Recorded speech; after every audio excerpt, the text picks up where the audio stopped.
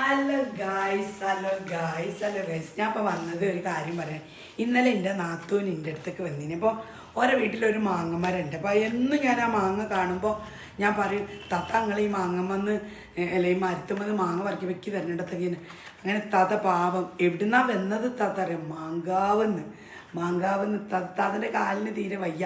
അതൊന്നും നോക്കാണ്ട് താത്ത എനിക്ക് മാങ്ങ, എൻ്റെ നാത്തൂനാണ് കേട്ടോ.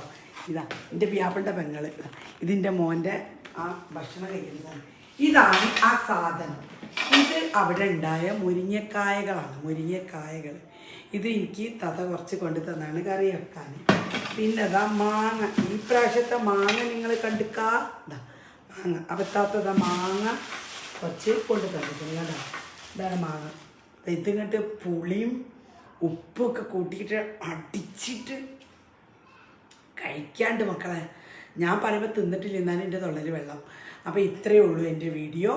അടുത്ത വീഡിയോയുമായി പിന്നെ വരാം. Ta-ta bye bye, see U.